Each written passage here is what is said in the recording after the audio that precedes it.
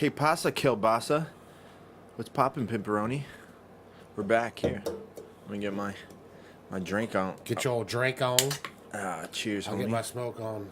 Did you take your shot? You didn't peel that yet. No, I don't know what that is. It's a contest. For those of you that can't see us on YouTube, we decided to go fatty mode and get some fast food tonight because we came straight from training. And Shawn got the biggie size Wendy's, and you got a sticker. What'd you get? That's all you. Free Dave's single. Nice. I'm down for that. Coupon code 37. Holler at your boy. Oh, man. So, we had a long weekend. We didn't get to really catch up after the last podcast. The last podcast we just did was released yesterday. Which was Monday the 15th, which is 15th. Tax day. Which I still got to work on my taxes. Neither here nor there. Shout out to Chris Martin. That was actually a really fun podcast, and I think we were both tired on that one. I actually had just come in from Miami. I had to go to a wedding. One of my best friends got married. And I literally just walked in from... Church? No. Well, church earlier, right. But then yoga. I did an hour and a half yoga, took a shower, came by. See, you went to go see Jesus, and I went to go and... I saw Jesus and Shiva. Yeah, I just went in Shiva. It was actually an Indian wedding. This was cool. So I got a bunch of henna on my arm. So from Friday, Saturday, and a little bit of Sunday was just nonstop partying. By the way, Indian people throw the best fucking parties for sure. It was nonstop. So I went Friday. Was it Friday? Yeah, I went Friday during the day, and I got a full Indian outfit for the wedding, which I looked pretty fucking sexy in, mind you. Then maybe you should start wearing it around. I totally would, actually, because it looked pretty dope. And a little bit of cultural appropriation going on. I'm totally okay with that. Yeah, but you could probably pull it off. You're very ethnic-y. Oh, that's definitely not the way to throw that out there, but sure. Well, no, I'm just saying you could pull it off. Nobody would look... Imagine, what ethnic-y would I look like? Well, you're brownish. This is going to be a huge hole you're digging yourself in. Continue.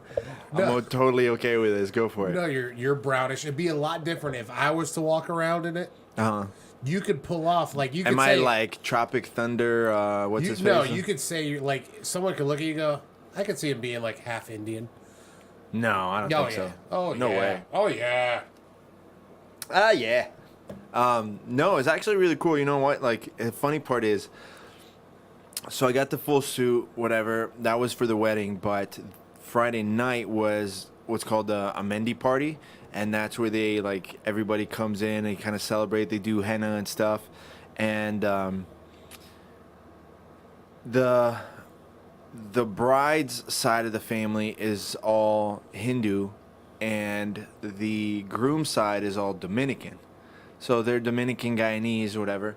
And I know most of the groom's side because we've been friends for, 12 years now, 14 years. And we get in there, and I meet up with my other friends. And there's most of us are Caucasian-y, minus one or two people. And we walk into this room. It was in a condo right in front of Bayfront Park in Miami. And it was just nothing but Indian people. And all of a sudden, a group of white people came in. We got the dirtiest looks. Did you get the record scratch? Oh yeah, it was 100% crickets. Yeah.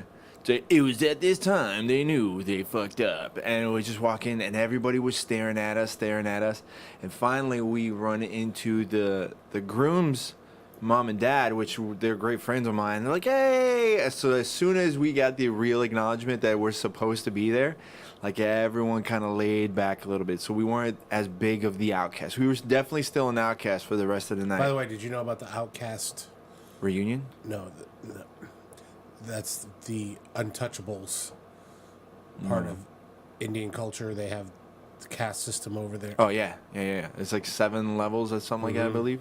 That's a whole different thing. Yeah, it's actually pretty crazy, but...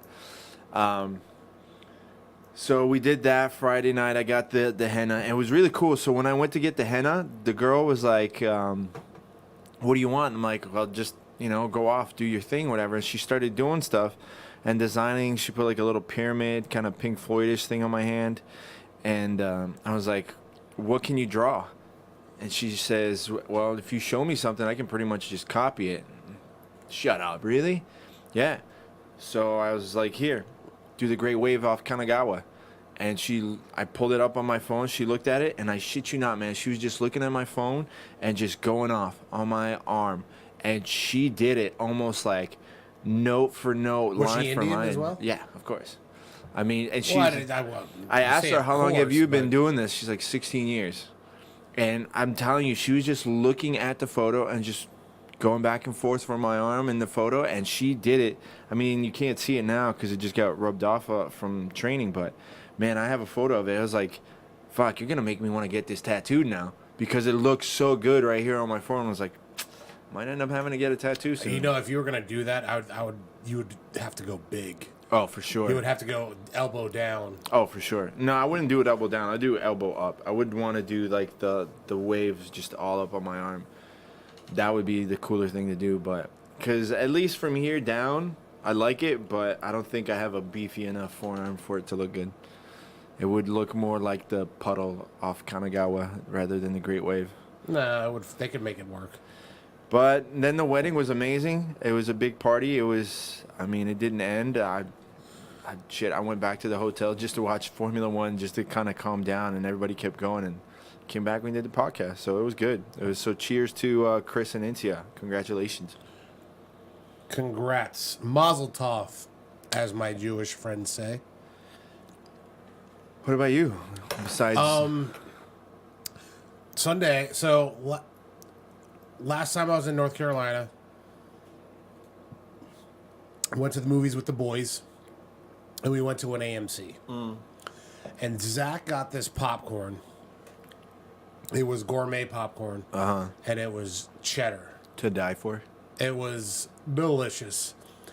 Over the last couple weeks, I've been craving it, and I'm like, I wonder if the AMC down here has the popcorn. And so I wanted to go to the movies anyways. So I got on my own little pocket computer. People call a cell phone, I think. Cell phone, yeah. Is it called a cell phone? Flippy phones. Oh, okay. So I got on my phone and I looked up the number, and City Place is AMC now. So I called them up. I go, I'm going to ask you a really weird question, but when I was up in North Carolina, we went to an AMC. They had gourmet popcorn. It was cheddar. He goes, "Oh, you mean caramel cheddar or the Flamin' Hot Cheeto?" I go, "Yes." He goes, I go, "Do you have it?" He goes, "Yes, we do." I go, "Thank you very much." Click. Showered. Drove up to City Place. You realize that you got done up for popcorn. Like, you were about to go on a date with popcorn. Yeah. You got showered and dressed. Yeah. Like, I would just walk out the fucking house and go get popcorn. Well, no, because my shower after yoga just like it didn't, and then sitting in the gym for an hour, like I didn't feel yoga. clean. I mean, popcorn can't smell you. No, but other people can. Okay, well, that doesn't seem to stop you every other fucking day. So went and saw Shazam, which was awesome. By the way, I loved it. It was it's definitely more along the kids side of of a movie, right? But definitely a lot of adult. I mean, there was swearing and stuff like that, but it was actually really good. Yeah, I was super surprised at how much I liked it. Do you think The Rock would have done a better job? Well, The Rock is going to be in part 2. But I thought he was supposed to be Shazam. No, he's playing Black Adam. Oh, right. So, and The Rock, I don't know if he made an announcement on his Instagram that this was supposed to be like the Shazam movie, or Captain Marvel and Black Adam were supposed to meet, but it was like he goes. During the process, The Rock goes, you know what, this seems like it's too much for one movie. Yeah. Let's just tell the origin of Captain Marvel. So that's what they did is they went with that. So the Black Adam movie will probably come out, a couple of years or a year or two from now, and it's probably 2 years or something. Yeah. Because these were filmed a long time ago. I don't know how long ago, but it was great. It really was. I was so surprised at how good it was. Like it's weird because I'm not a fan of the DC movies. Right. Like I liked Aquaman, but I didn't love Aquaman. There was a lot of really cheesy, shitty parts on it. You know what I did see? Did I tell you I watched that movie Galaxy of Terror? No, I never heard of it. You would probably fucking like it. So Sid Haig, who's one of the main characters, exactly who Sid Haig right, is. from House of a Thousand Corpses, all that stuff, he was in that. Captain Spaulding. And I didn't realize he was that big of an actor back in the day. I never realized that. So he did a bunch of those like old movies, like the scary movies. Yeah. They weren't even B movies. They were legitimate movies. So it popped up on Prime. I was like, all right, let's fucking watch this piece of shit movie, see what it is. So shitty. It's so shitty, but evidently everyone gave it 5 stars. And the writing is crappy, the acting is shitty, but it looked like it had potential. And the way that it was filmed seemed kind of shady to me. It just seemed way too reminiscent of Alien. So I started looking at all the credits and who did the production or was assistant producer, something like that, or writer. It was James Cameron. Shut the front door. Yeah. So you can see the preliminaries of Alien in this movie. It's so shitty. The acting is so bad. It's literally the story of Alien, the first Alien, but done in a very low budget kind of way, to the point where there's a scene where a woman is like walking around in this pyramid looking thing, and there's the monster that's loose in this thing, and she's walking backwards because for whatever reason people decide to walk backwards in places that they can't see, and it attacks her, and all it does is get on top of her, and somehow she starts getting her clothes ripped off, and the thing just bangs her. What? Yeah. It's literally they try to make it look like she's getting killed, but it's very subtle to the point where it's subtle, blatant. Oh, the thing is just randomly banging her. It's so gratuitous. It makes no sense. Well, maybe it wanted to Copulate? Yes. Well, Spawn. but then it doesn't continue in the movie. There's no other parts like, oh, she's got an egg in her kind of thing. Did she live? No, not that I can remember. But that's what I'm saying. It was just gratuitous. Okay, there's the hottest girl in the movie gets the clothes ripped off, but nobody else does. Nobody else gets attacked like that by this monster. And it's so dumb. But it's cool to see the progression of, okay, that's where Alien came from. Right. I'd say check it out. You could definitely watch that movie and fast forward. But some of the acting is so shitty. There's a part where a guy's looking at a dead corpse, and he's just got his gun pointed to it, and 2 other characters are climbing up the side of the mountain, and you can visually see them coming up, and all of a sudden he does this jump to the right 5 seconds after they're already up there.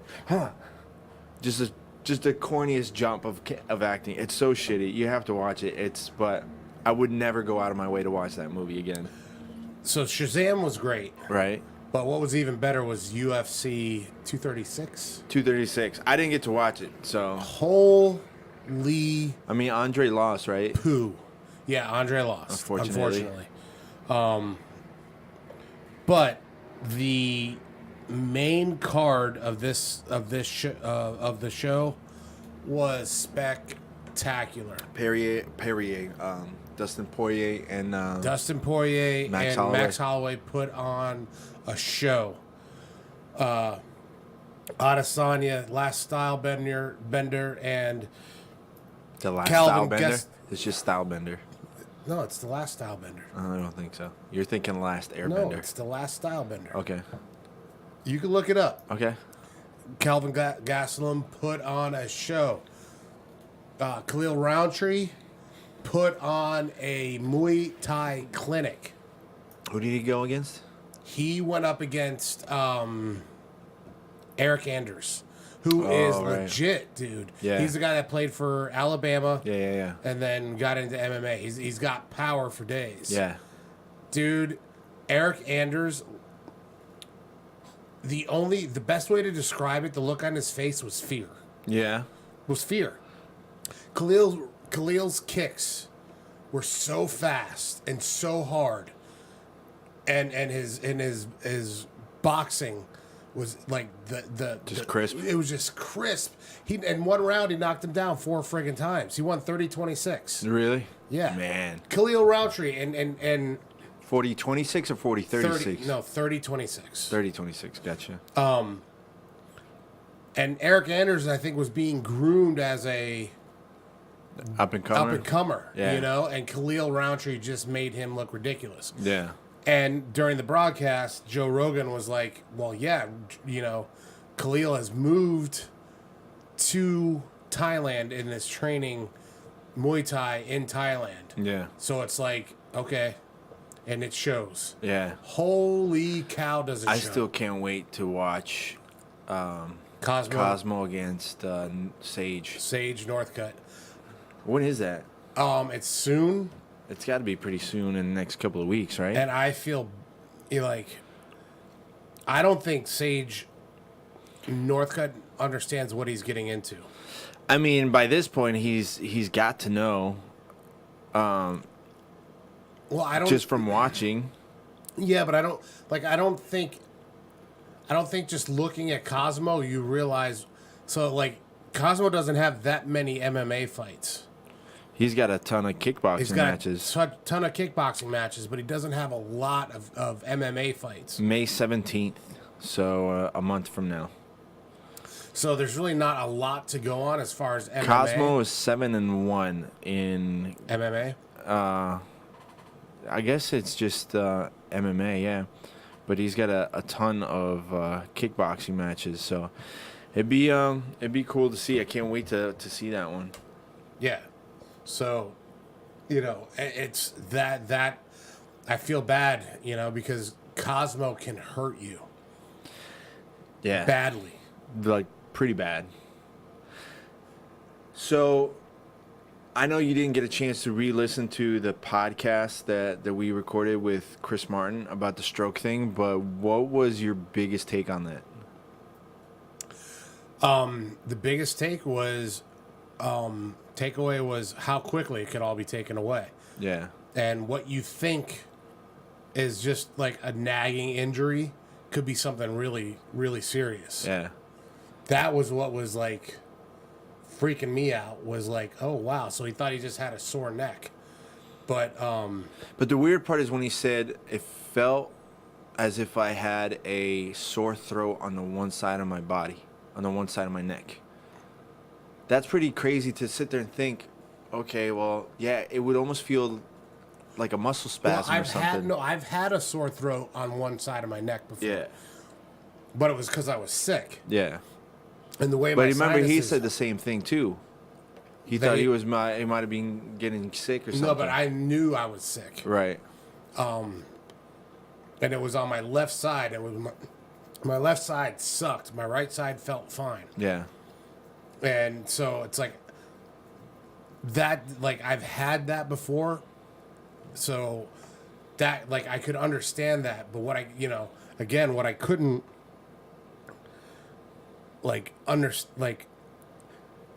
how do you know? Like you could have, but it's never gonna be one of those things that I should probably go to the doctor and get an MRI thing. No one ever really does that unless you're a hypochondriac. You're never gonna be, my neck is sore. I should probably go check, make sure I'm not having a stroke. Bulge in my leg right here. Why? Yeah, it'll just go away. Yeah, but that's what guys do. Yeah, guys are like, Well, even some of the girls where you're just, too tough for your own good. I'll just walk it off, or I'll just deal with it. Well, I think there's very few girls that are like that, other than the girls that are in jiu-jitsu or fighting or combat that's what sports. I mean. That's what I'm talking about. I mean, combat sports and stuff like that. I mean, look at who was it years ago that she fought? She did the camp, she fought, and then after the fight, she found out she was pregnant. Oh yeah, it wasn't that long ago. Yeah, well, it had to be about 2 or 3 years ago now. Yeah, but it wasn't that, like, it wasn't. I remember hearing that. Yeah. That's why they give them a pregnancy test right before they fight. Now. Yeah. But even then, she still fought. She didn't pop up, and it turned out that she was pregnant during the fight. That's pretty crazy. But the fact that, I don't know, I guess the whole thing with the stroke and I've heard so many crazy things with aneurysms and things like that, that it definitely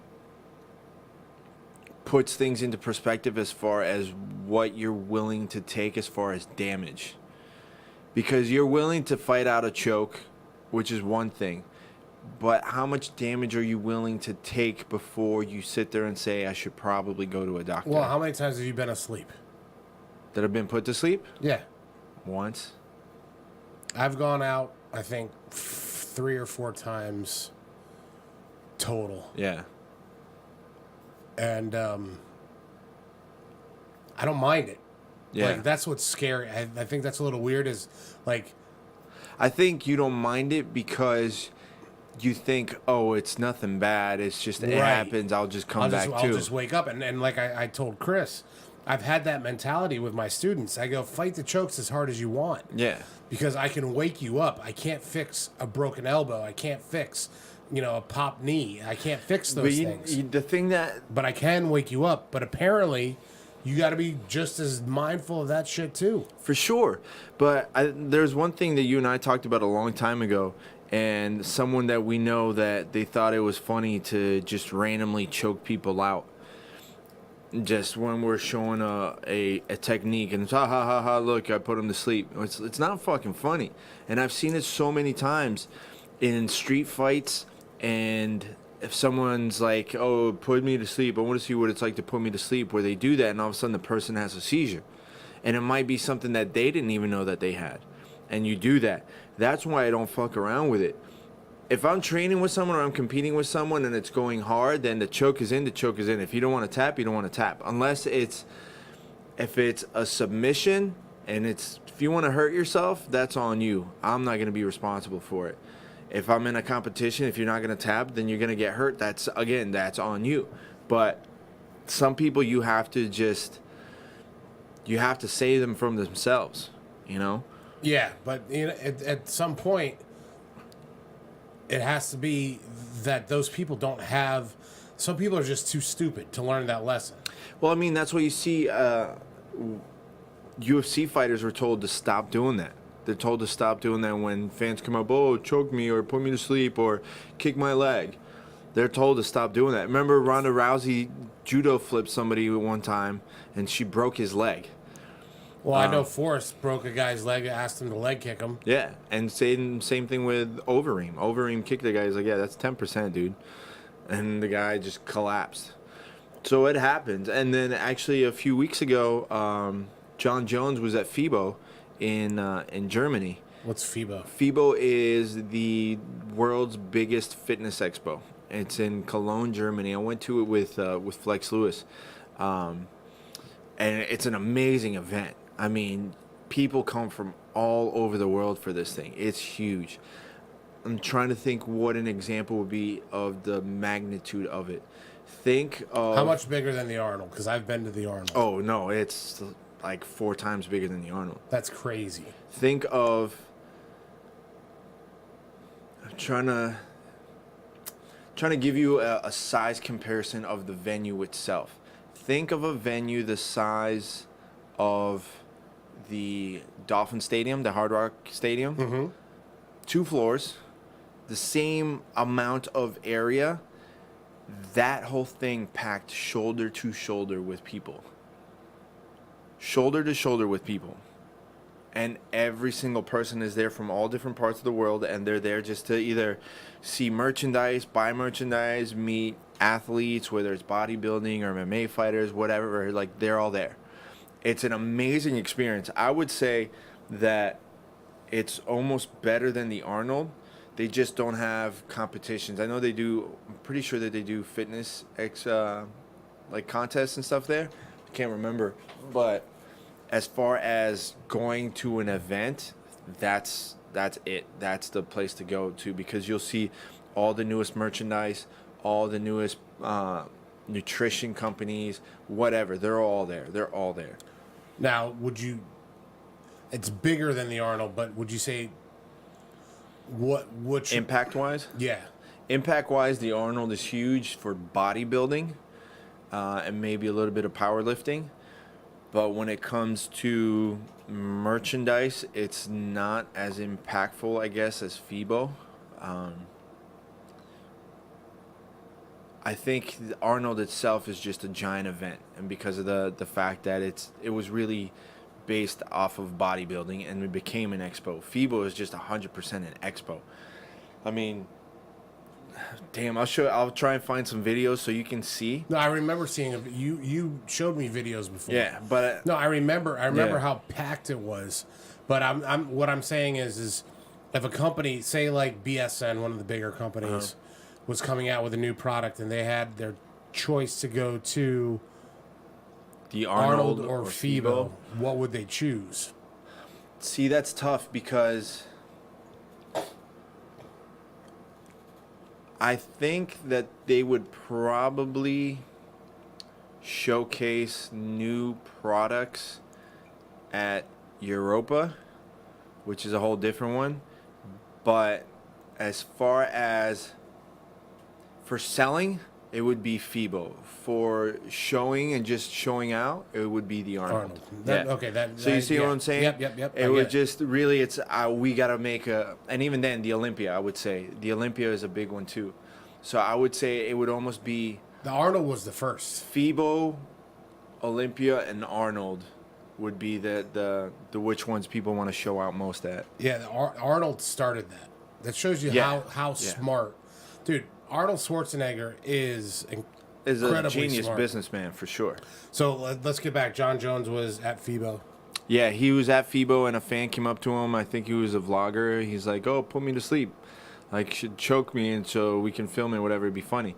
So he had the guy sit down and he put his arms straight out and he just went and did a rear naked choke. And you see the guy sitting there and you could tell that John was kind of being like nice about it and going super slow. And then the guy just had his arms out and he dropped.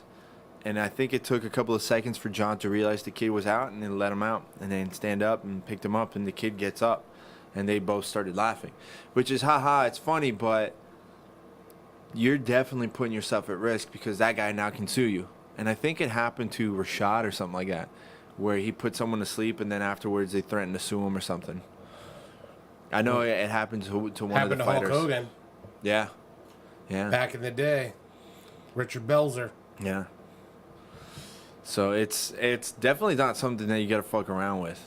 I mean, I would never do that to one of my friends. Oh, put me to sleep. Like, you don't want that, bud. I've done it. Like, I've told my students, look, I want you to fight chokes because you need to know where your line is. Yeah. You need to know where your line is.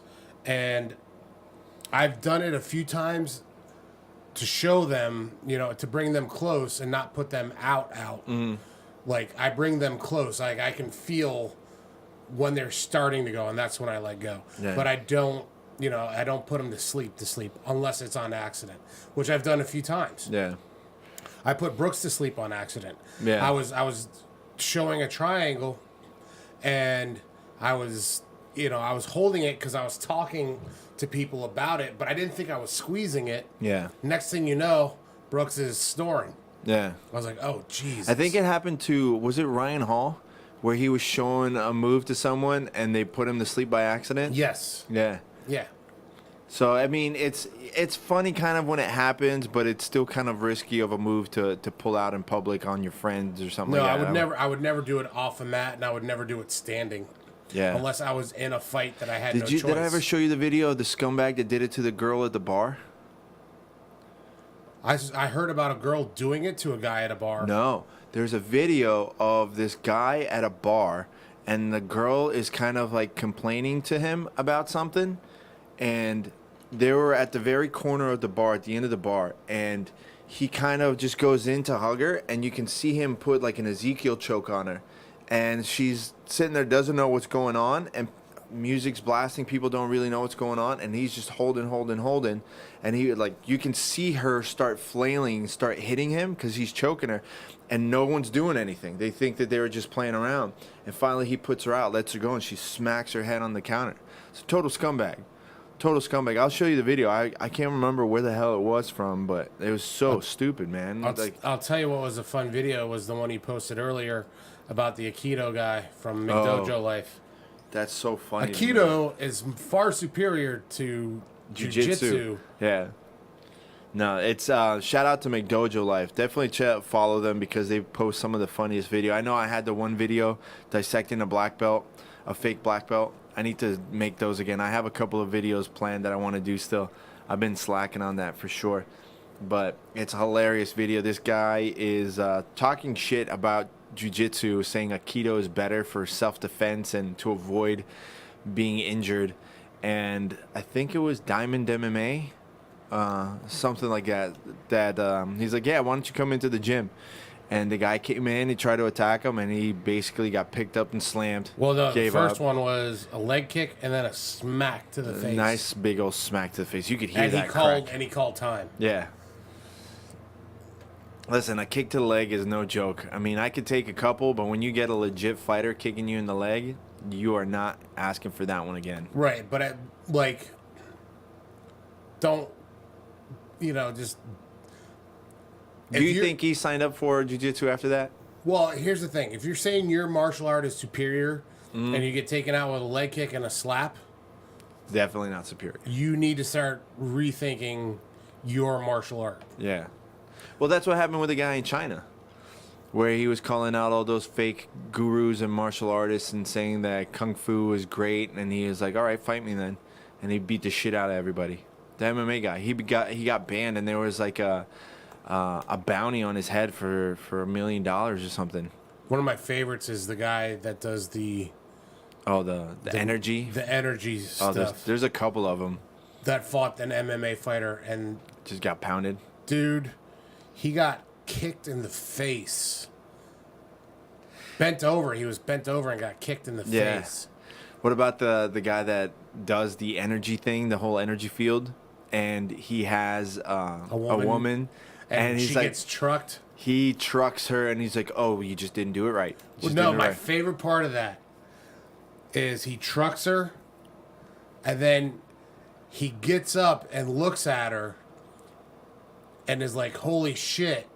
And then all of a sudden he goes, oh, wait a second. And he rolls on his back and starts doing the shape thing. It's like, oh, now you got me. You got me. Dummy. People are so fucking stupid. I don't understand how that shit still gets people.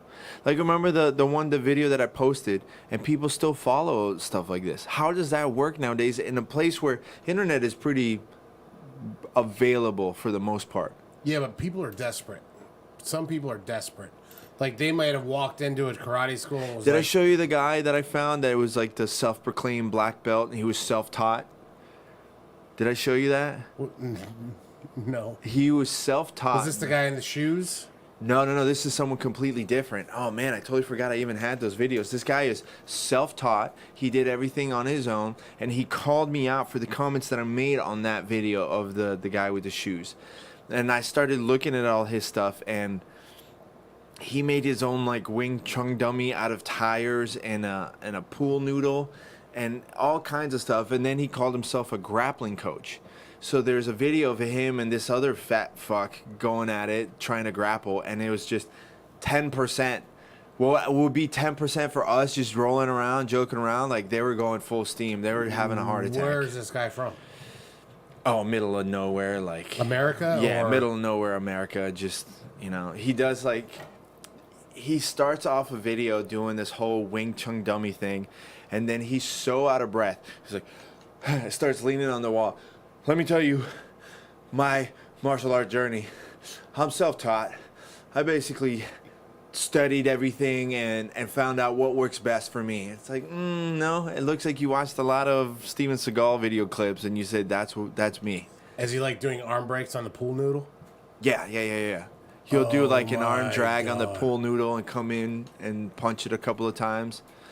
And it's funny because he does say a couple of things that's like, okay, well, that is a standard motion in boxing, which is you're just repeating something that you watch somebody else say on a YouTube video. But everything else is just such hog shit bullshit. And you can't even guess what the rest of his videos are. Half of them are the martial art videos. The other one is he's a brony? No, worse. The other half is his dollar store finds. So he makes videos about dollar store finds. This is what I hauled today from the dollar store.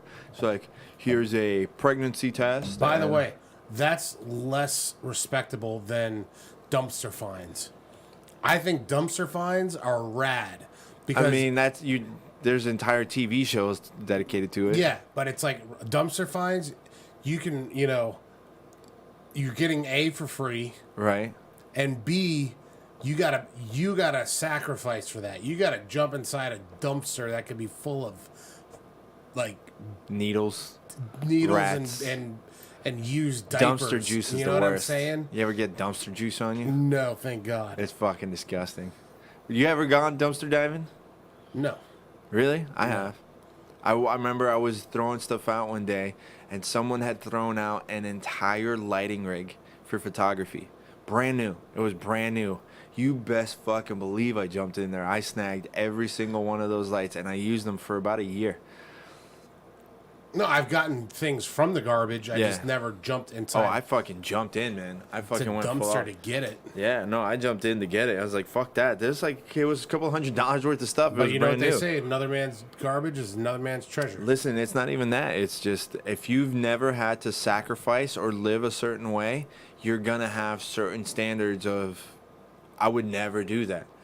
But unless you get put into the situation of do or die or some kind of opportunity or something like that, which dumpster diving is definitely a totally different thing, but you can't say that. You can't say, oh, I would never do that.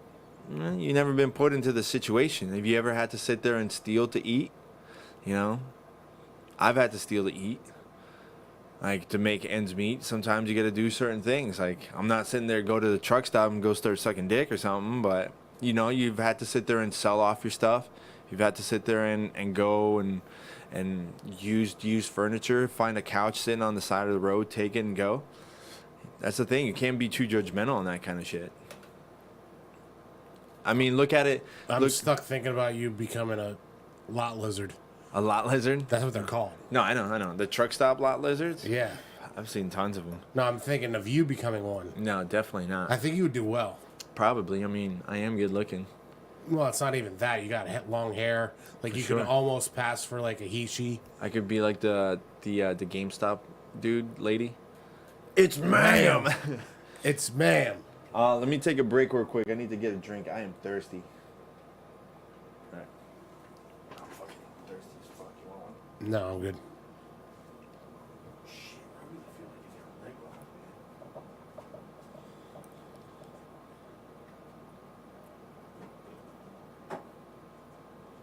I had a question that I wanted to ask you. And I thought it was hilarious, but I can't remember it now. What time was it?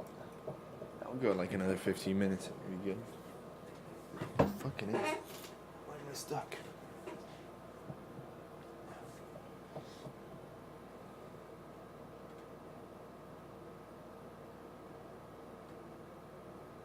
All right, I'm back. Sorry. So let's talk about something Jiu-Jitsu-y. What you got for me? So back training after almost 2 years. And, I've been teaching, obviously. I teach every single day, Monday through Saturday. So it's like, it's not like I've been away from Jiu-Jitsu. I just haven't trained myself, like drilled and, took a class and did some stuff. And since I've been back to, this is the third week I've been back. And today, for the first time, my hands started cramping up. You start feeling it. Well, no. Well, it's like I have an issue with my left thumb that like the tendon gets caught on something inside, and it like it'll work, but it's completely painful, and I can feel it catching on something, and I have to like manipulate whatever's inside to get it to open up. It cramps up, like it tightens up? No, what happens is the tendon, like right here near my palm, for those on YouTube, look right here. Right here. At the heel of your palm. The heel of my palm towards my thumb. There's a tendon in there that gets caught on something. Could be a bone spur.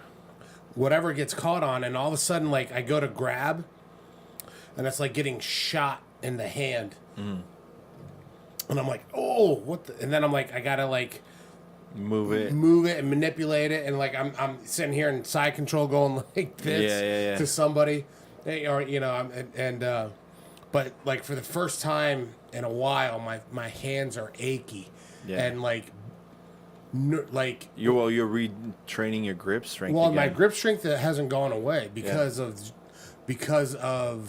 the Viking workout that I do, and I'm constantly doing something. Yeah.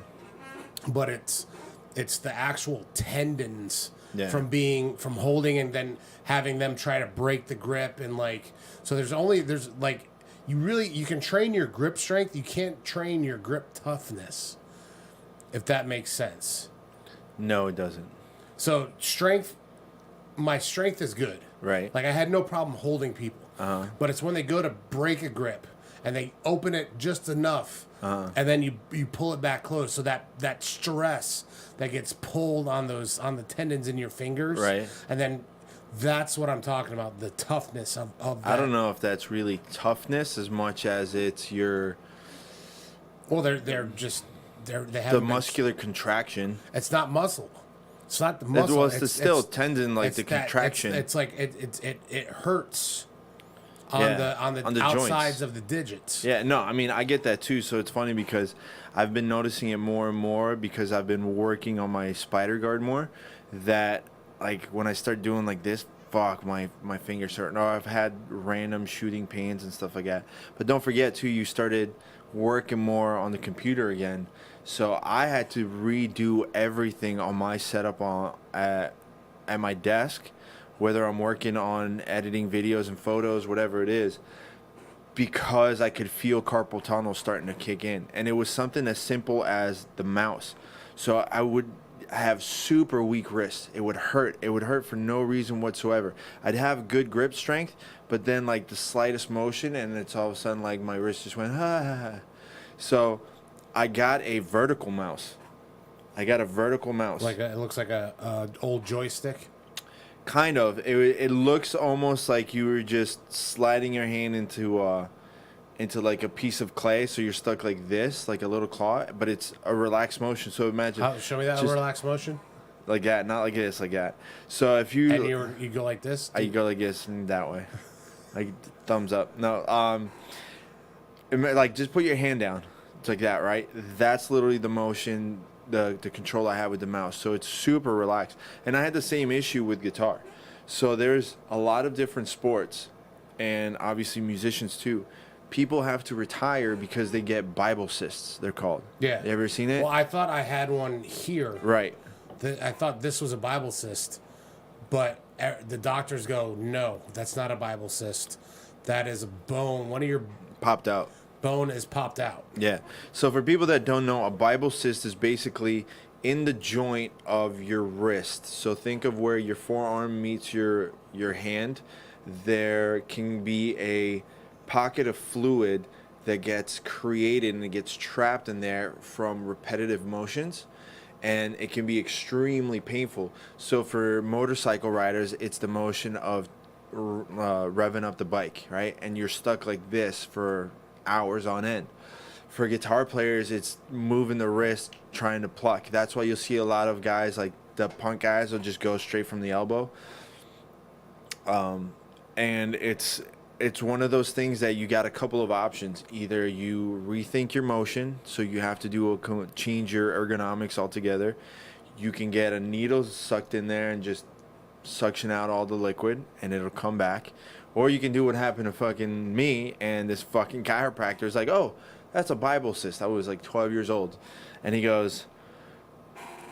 puts my hand on a book, like a really thick medical book, and then he draws an X on the location of this bump. And it was pretty solid. It was pretty big. Like, look at yours. Like, mine stuck out like another quarter of an inch up. And then he grabs another medical book and he starts reading it, and he's looking at it. And I'm thinking, what the fuck? This guy's just looking stuff up. Smacks the book closed, grabs it, and just wails on my wrist.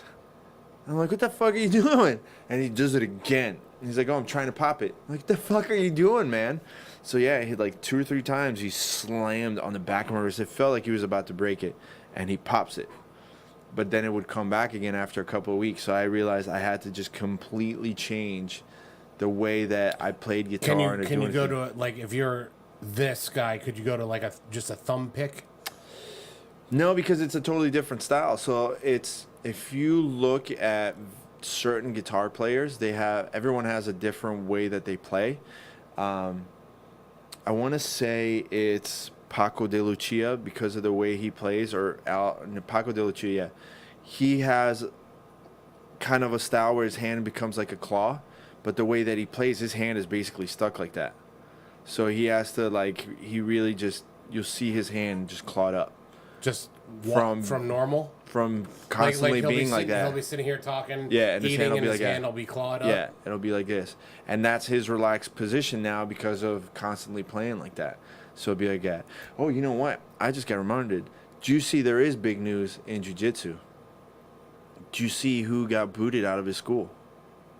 Keenan Cornelius got kicked out of Atos. Or he was asked to leave. Shut the front door. He was asked to leave by Andre Galvao. Is there any story behind that? I didn't find any explanation as to why. I'll double check right now. What page did you see that on? It was on his page. He posted it. On Keenan's page? Yeah. Keenan on his... asked to leave Atos. Yeah, I totally forgot about that. I didn't get to really look it up. It was on his Instagram, is what you're saying? Yeah. Let's see what BJJ Eastern Europe had to say. This was a couple of days ago. Excuse me. I completely forgot about it, and I don't know why the hand thing just kind of reminded me. Man, this thing makes me burp. All right, so this is from BJJEE.com, an article by Iva Djokovic. Keenan Cornelius has been asked to leave Atos, a team he's belonged to for 6 years. Cornelius has been widely considered one of the prodigies of the sport for quite some time. Blah, blah, blah. Cornelius gave the shortest exclusive ever to Flow Grappling, saying, there are many facets to this split. I was asked to leave. Andre Galvao has remained mum on the subject, but over the past several months, Galvao has been vocal about his gym, church, and various other bizarre practices. So it sounds to me like, let me see. This is a post. Like Keenan wasn't drinking the Kool-Aid? Kind of. This is a post from Galvao. After my testimony at Project New Life Church in San Diego tonight with some of my students, it's a photo of him with a couple of people. Almost 6 years, and you think you know someone so well, then they blow your mind in a span of an hour, talking about their journey through life and their personal testimony. Professor Andre is the perfect example of a person I want to continue to look up to during my recovery from surgery. And this is somebody else that got reposted, Mike Carbulito. So it sounds to me like maybe Keenan didn't want to join the church. Yeah, like Andre is making jiu-jitsu more of a religious thing within like Atos, and Keenan's just like, I'm just here to train jiu-jitsu, and he's like, you're going to have to leave kind of thing. So where do you think he would go next? Well, he's originally from the East Coast. Maybe Unity? You think Unity? I don't think Unity. Why not? I think Unity just got an opening. An opening. We'll talk about that in a minute. Not that they need an opening, but I'm just saying there's. I mean, he wouldn't go to 10th Planet because he wants to make his own style.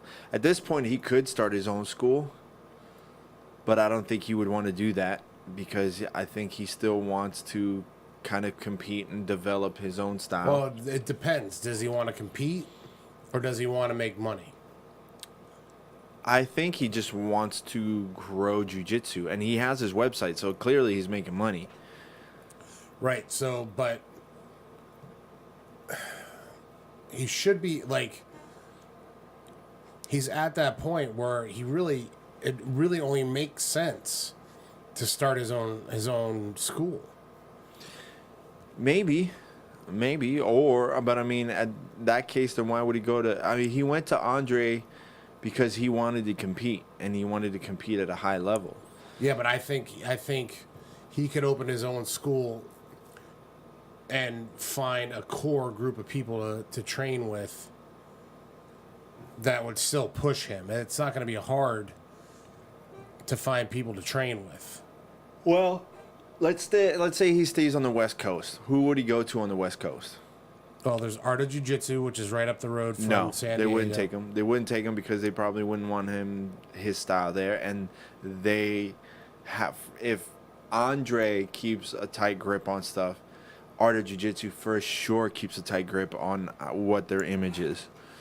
So that wouldn't happen. And they're kind of tied. Right. And tied together a little bit. Yeah. Maybe he could go over to Empire to train with I don't think Kurt is high level enough for him. I don't know. Well, that's why I would say it would be like Kurt be like, why don't you come here and you can do whatever the fuck you want.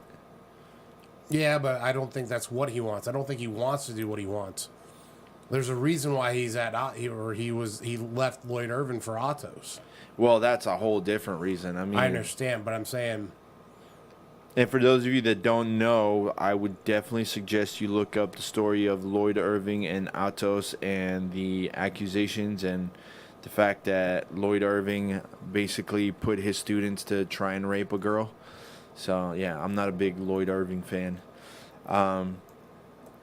Where else could he go? On the West Coast. On the West Coast.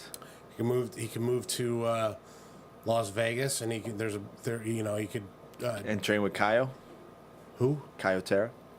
Like, Caio's in Vegas. Yeah, but so is Robert Drysdale. He might go with Shanji Ribeiro. Mm-hmm. That'd be a good school for him. That could be a good school. If he came to the East Coast, I honestly think the best thing would be Fight Sports. No, I think he would go over to Henzo's. And he would be in a... It would actually probably be the best thing for him to work with someone like John Danaher and take it into a even deeper cerebral aspect. I agree. I'm not... Dude, It'd be great to see him at Fight Sports. I'm not ashamed to say that I think John Danaher is probably the best grappling coach on the planet right now. For sure.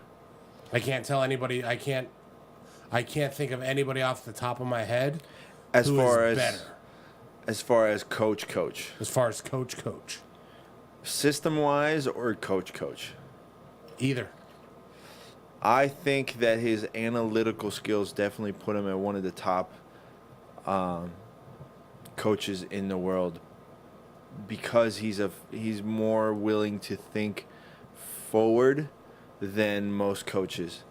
But I mean, there's a lot of good coaches on the East Coast specifically, and even Marcel all around Garcia the world. is awesome.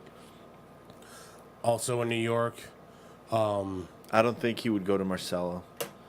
I don't think... I think Marcel would definitely invite him. They've rolled and trained together before, but I think Marcel is still... It's his system, it's his rules kind of thing.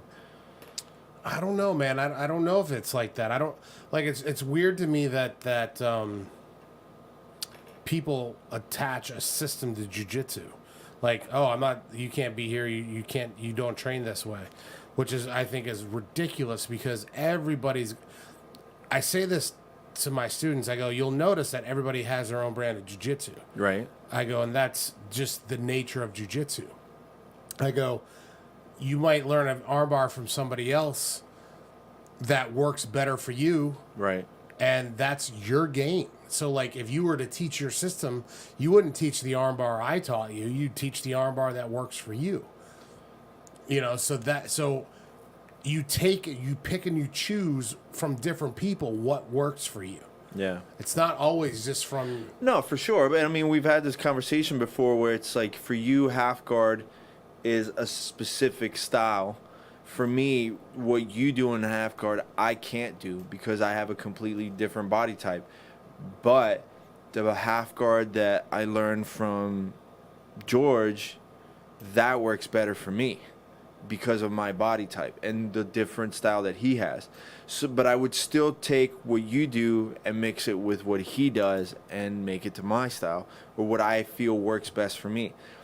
I think, sure, if I trained in more and more and more where it became engraved in my system, it would work in a lot of occasions, a lot more than it does now.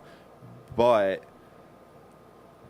you kind of have to. You have to develop your own system every time because your own system of my body type compared to your body type. But it's not just body type.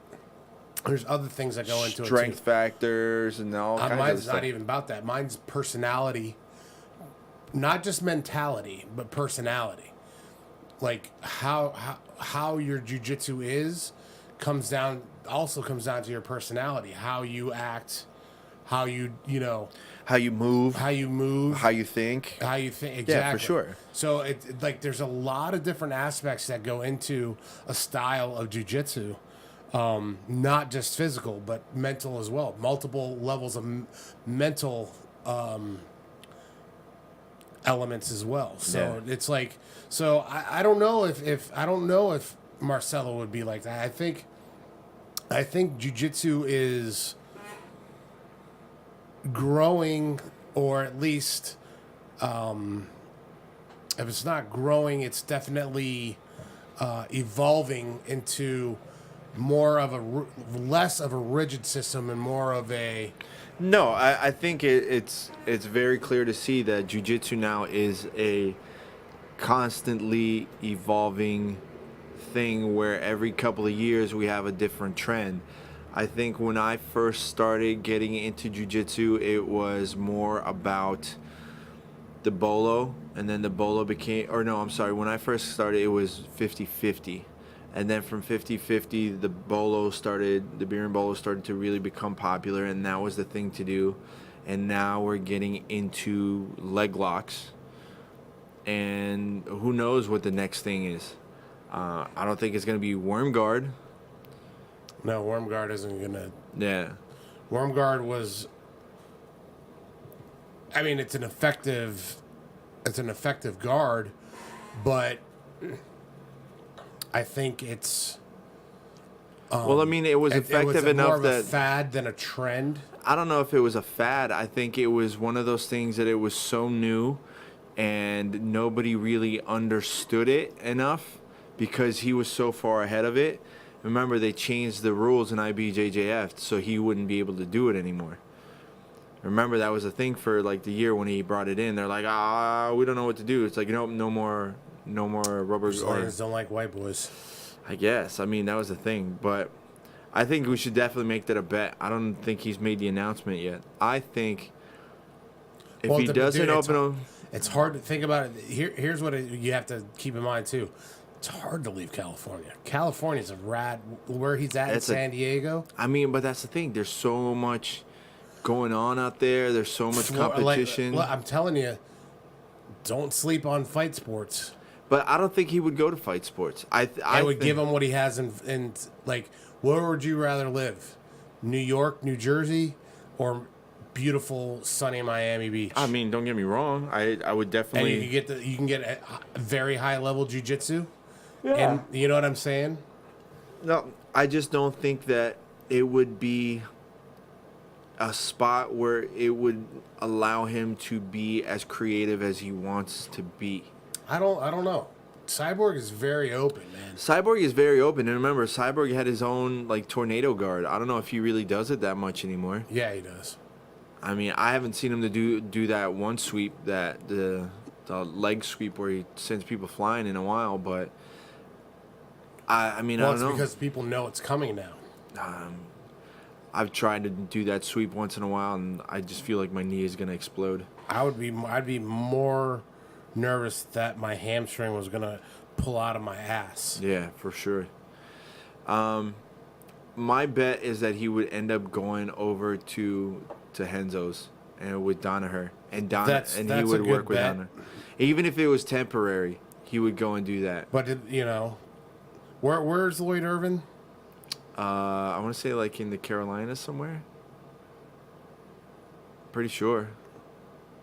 I mean, unless I'm completely... I thought he was up north somewhere, like... Yeah, I thought it was like North Carolina or something like that. Baltimore or something like that. I don't know. Somewhere in the north. I could be wrong, though. I don't know. Let's see. Survey says Lloyd Irvin Academy. I don't know. I think after all that thing, like all the stuff that happened, it was so just detrimental to his image, which for all intents and purposes good. Like you shouldn't be able to really come back from that. Maryland? Baltimore. Yeah. Camp Springs, Maryland. I might be wrong though. That might not be the official one, but that's the one I found out. What else we got here? No, but my money is that. My money is he's gonna go over to Henzo's, because I can't think of any other spot that would really be that good for him. Like he wouldn't go anywhere to Texas. He definitely wouldn't go Gracie Baja. Where else would he go? Think about it. There's only certain number of levels. Like, there's only certain places you can go to get that high level. Unity is definitely becoming one of them. Right. Unity is in New York. Henzo's in New York. Fight Sports down here. You have Essential with what's his face? Oh my gosh, I can't believe I forgot his name. JT. Essential is in New York. It's a little bit north of the city. Who else? I mean, other than him starting his own thing, it wouldn't even matter. So let's get into the other news before we sign off. And I was kind of hesitant to bring this up. Not so much because of, like, I'm not trying to protect anyone as much as I don't want to constantly be talking about this stuff. But Aaron Tex Johnson has been kicked out of Unity and accused of rape. So Tex Johnson, right after he beat Felipe Pena at Kasai, signed himself into rehab. He said, "Oh, I have my problems. I need to go to rehab." And it kind of threw everybody off because it literally happened right after the fight. It literally happened the next day or that Monday or like, something? I think it's literally the next day or that night. He's like, "Oh, I'm going to go over to rehab for a month." So I'll read you an article again from BJJEE. Aaron Tex Johnson days at Unity have come to an end after startling accusations against him surfaced from fellow Unity BJJ student. And I give this girl credit. Jennifer Strings just decided to go all out and say, "Fuck this guy. I'm going to say what I'm going to say." She wrote, I'm going to try and read this as best as I can because it's a little bit scrambly on the phone here. She wrote, "Please share this post. This is the man who raped me, Aaron Tex Johnson. I believe he may have done this before. If you know anything or have any information, please go to the police. I press charges and he will be investigated by the Special Victims Unit of the NYPD. I want to make sure he can't do it again. Please don't be afraid to speak up. There's help available and nothing you did was wrong. No means no." She writes this whole long post. So continuing the article, the incident in question took place around the same time as Kasai 5, where Felipe Pena got subbed by the alleged assaulter. New York-based artist Jennifer Strings wrote a graphic post about Texas' alleged misdeeds, which actually line up with his weird entry into rehab. In addition to this, Unity BJJ has kicked him out after the victim went to gym staff. So, String has since taken her accusations offline due to a pending criminal case against Tex, one she's quite determined to see through. So, what else do we have here? I think that's it. They're probably going to revoke his invitation to ADCC, and I really hope that things play out properly. But, again, this is what? This is almost like every month that we've had the podcast that something like this pops up. Yeah, it's a little out of control. Like, I mean, it's more than a little out of fucking control. It's kind of fucked up, and I don't want to race into accusations, but I mean, if someone comes out and says that and she's willing to be that aggressive about it, then I really doubt that she's fucking lying. And I would never sit there and be the first one to say, oh, you're lying, you're just doing attention, because it is kind of sketchy, right? What, the sport or No. It's sketchy, the fact that he competed and then right away went into rehab, no explanation. And then all of a sudden, oh, yeah, well, he raped me. Well... Come on, get off of this thing. Well, I wanted to see what she looked like. Stop. No, I wanted to see, like, if she, like, had any, like, marks or anything on her face, or, like, I wanted Why would you even want to fucking look that up? Put your fucking phone down, you fucking animal. Well, I just wanted to see what. I mean, it's really bad. I mean, you know, it's, like, I wanted to see if it was a violent thing or, like, you know what I'm saying? I doubt that she sat there and post up, look at what he fucking did to me. I mean, it doesn't matter. If she says it, that's like, you know, it is what it is. Like, she said it. But, I mean, the fact that people fucking do that, it makes no fucking sense to me. Like, I feel bad enough, like, rolling with a female teammate where I feel like I might have, like, put too much pressure, you know? But to sit there and, like, manipulate someone and do that, that's fucking insane to me. I don't get it. That's why I always say, like, and you know what's funny, and to go all the way around, and it's one of those things that I've been noticing more and more the deeper that we get into these podcasts. There's a fine line between showing respect to someone because of their belt rank and letting them do whatever the fuck they want. And people say, oh, well, you're a white belt, you can't talk shit. Or you're a blue belt, you can't talk shit. Like, listen, if someone's a fucking scumbag, I'm going to talk shit. I don't care if they're a black belt or not. If you're a good person, I'm going to get to talk about you. But if you're a scumbag, and it's funny because I actually had this happen to me the other day. I made a post. Did you see the post about the teacher that assaulted his student for talking shit, or his former student? Yes, I saw that. So he was like formerly like Anderson Silva's striking coach. Because I wanted to know what he was saying in that second part of the video. So the student left the school and was talking shit, and I am definitely a firm believer of talk shit, get hit. For sure. 100%. However, when we're talking about in a martial arts aspect of it, if you're the black belt, you should have enough restraint not to sit there and go after a student. If he said something and you go and assault him after, you're kind of proving him right. Well, it depends on what he said. If it was maybe he was saying stuff about his family or whatever. But and even then, if you're gonna sit there and fight someone. What he did was tell him, "Oh, come here," and they're walking side by side, and he sucker punched them. So fuck you. Like, if you're gonna sit there and sucker punch him, then you are a piece of shit. Don't sucker punch him if you're going to sit there and dish out an ass whooping. Be a man and dish out an ass whooping. And this is going to be I'm going to give you an unpopular opinion right now, but I don't care. As far as the rape accusation by this woman, I'm not going to pass judgment on Tex Johnson until an actual investigation verdict has been rendered, and because there's been so many false claims in the news that I'm not going to just accept somebody's word on blind faith anymore. And I understand it, and I wouldn't really sit there and say that I disagree with you on that. But it's one of those things, if someone is willing to put themselves out there so much to throw this accusation out there and willing to risk it, I'm more willing to believe them. Right, look. And it's a really weird, and like, yeah, I mean, I don't want to, there's tons of people that are throwing accusations that are false, but I feel like there's a lot more people that don't say, like women that don't say anything, right? Because they're ashamed of it. Like, at the same time, I'm not saying this woman is a liar at all, because I don't know if she is. So instead of just going, you know what, this Tex Johnson's a piece of shit.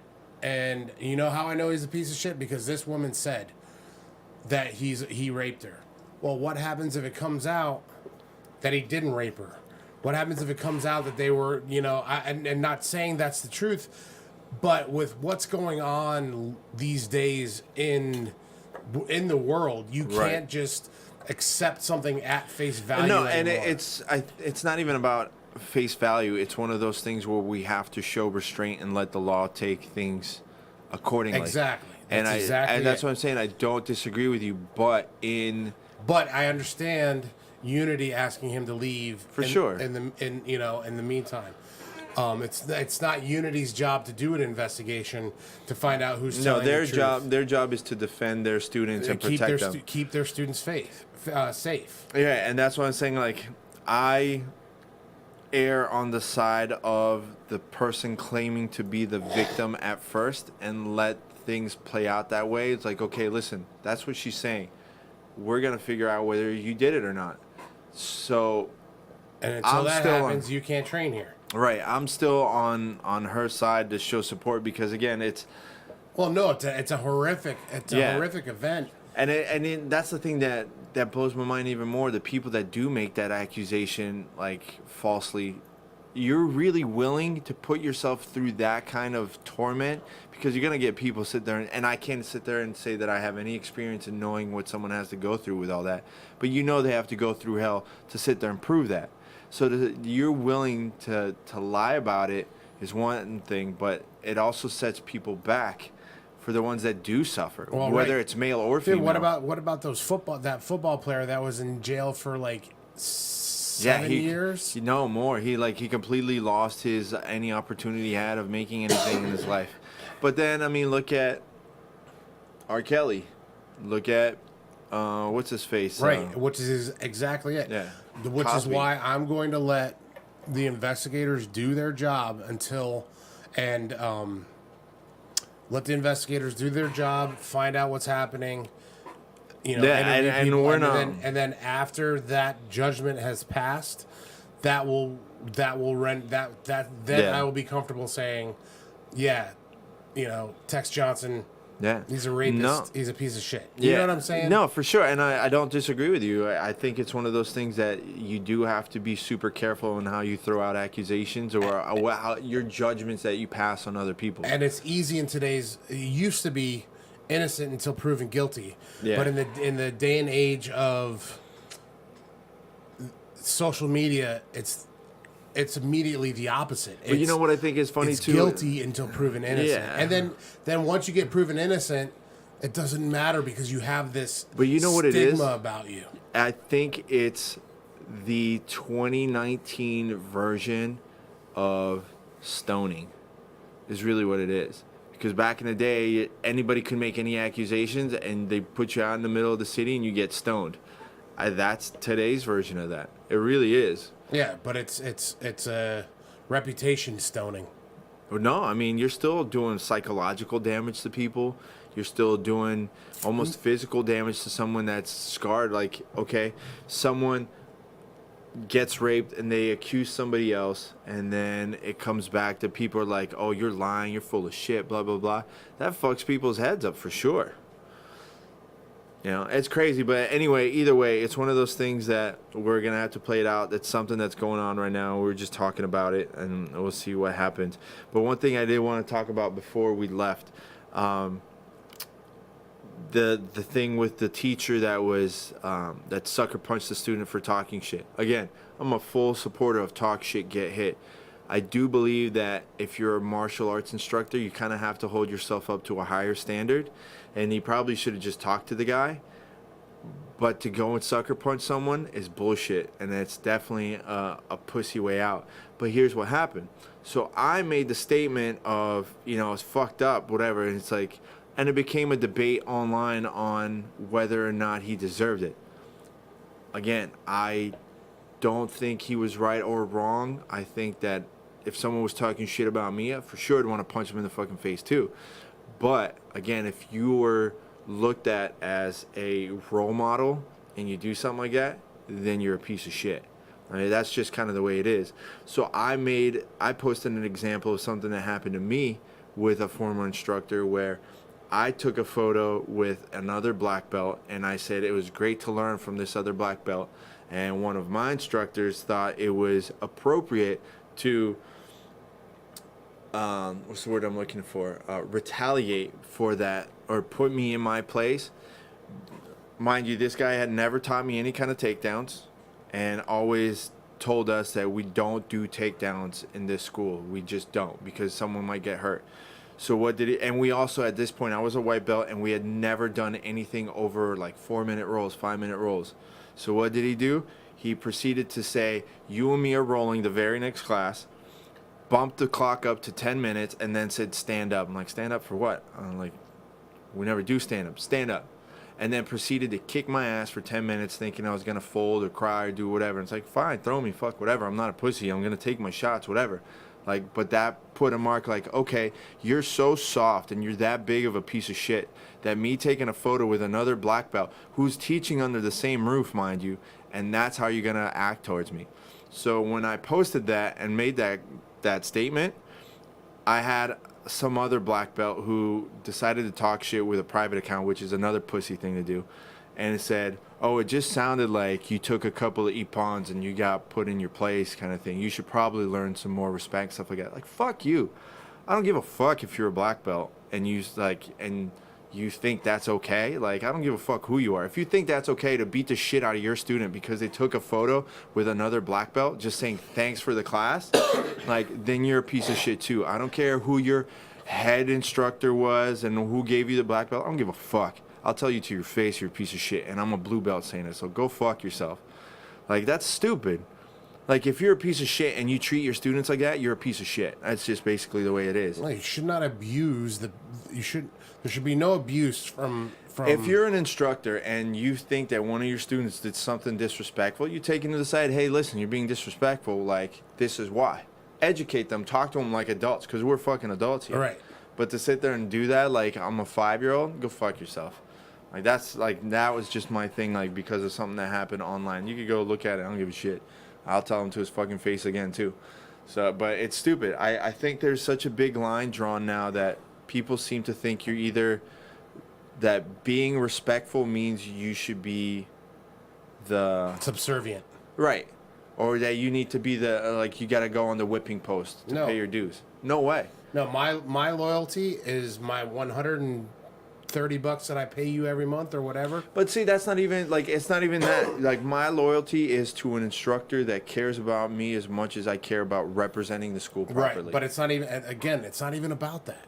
There is loyalty. It would be loyalty if they were letting you train at the gym for free. You want loyalty because they want to keep you there because you know, yeah. That's loyalty.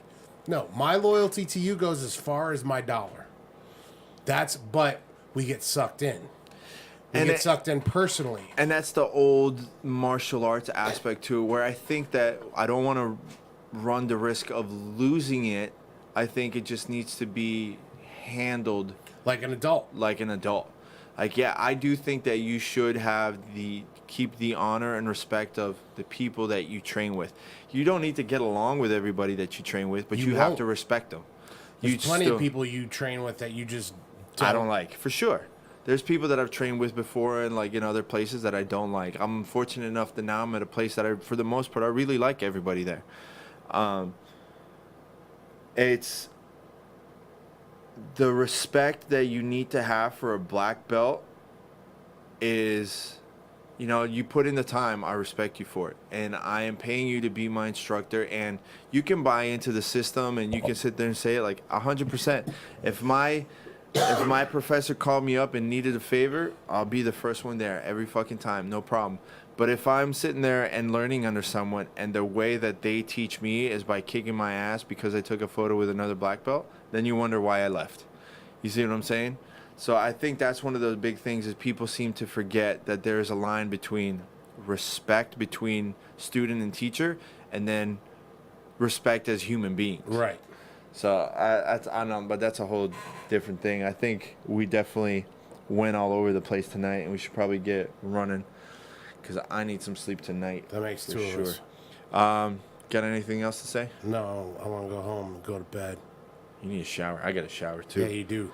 Smelling you all night. For sure. Shout out to all of our sponsors. Thank you to Choke Aloha, Giraffe Choke, Jiu-Jitsu Soap Co., and Nomad Surf Shop. Please give them a follow. Support the podcast by picking up the Shut the Fuck Up and Roll shirt.